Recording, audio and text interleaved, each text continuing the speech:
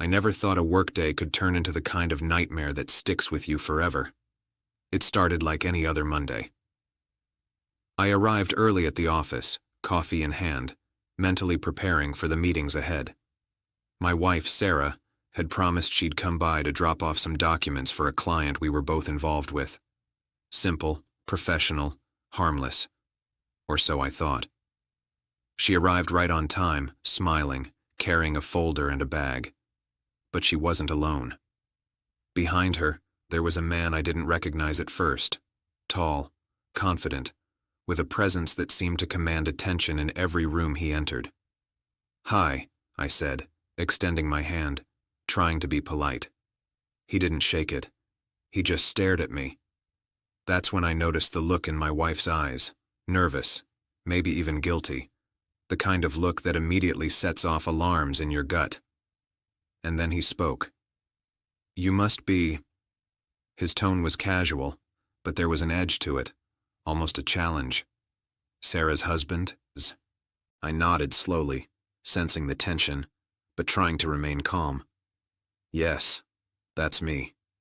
He smiled, but it wasn't friendly. It was the smile of someone who thinks he owns the world. "I've heard a lot about you," he said, taking a step closer. Before I could respond, he slapped me, hard, right across the face. The sound echoed in the office, making papers flutter and chairs screech.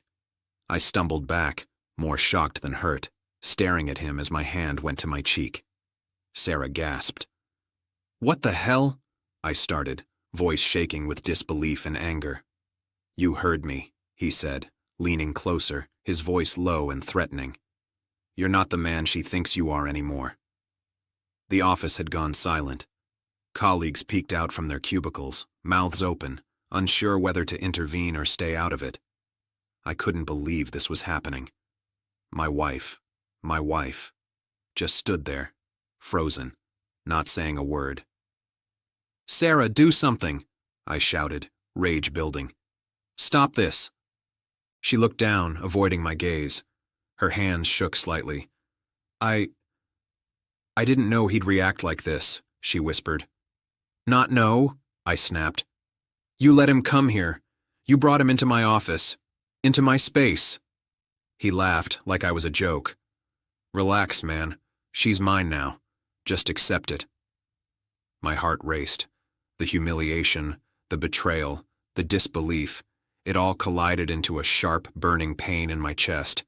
20 years of marriage, shared life, memories, and trust reduced to this moment. Me, being slapped in front of my own colleagues by the man my wife had been seeing behind my back. I took a deep breath, trying to steady myself. Anger surged, but I needed clarity. I needed to act with control, not let him, or her, steal my composure entirely. "Get out," I said, my voice calm but ice cold. "Both of you, right now." He smirked, thinking he could intimidate me further. "Or what? You'll cry?" I felt something shift inside me. Not fear, not desperation, something stronger, self-respect, dignity. I took a step closer. "Or I call security, or HR, or the police. But I will not tolerate this, not here, not ever." Sarah finally spoke, almost pleading. "Please, don't escalate this. He's strong." I shook my head slowly, staring at her. "I don't care how strong he is. This is my office. This is my life. And you, my wife, you need to make a choice. Who do you stand with? Him or me?" Her eyes filled with tears. She hesitated, like a deer caught in headlights. I saw the truth there, the hesitation, the guilt, the realization that her choices had consequences. The man's smirk faltered slightly. He wasn't expecting me to stay composed. He wasn't expecting me to take control of the situation calmly, without lashing out physically. I held up my phone. "I'm calling HR and security. You will leave before this escalates further." Sarah's face paled. She stepped back. He'll leave," she whispered. He stared at me for a long moment, calculating, before finally taking a step back. "This isn't over," he muttered, before walking toward the door, his presence still heavy, but less threatening. When the door closed behind him, I felt a rush of emotions: anger, betrayal, sadness, but also a strange sense of relief. He was gone. But the damage had been done. The humiliation, the proof of her betrayal, the exposure, it was all there. I turned to her.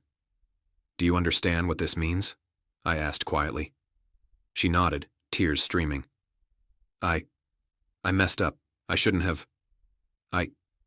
I trusted you," I said, voice low but firm.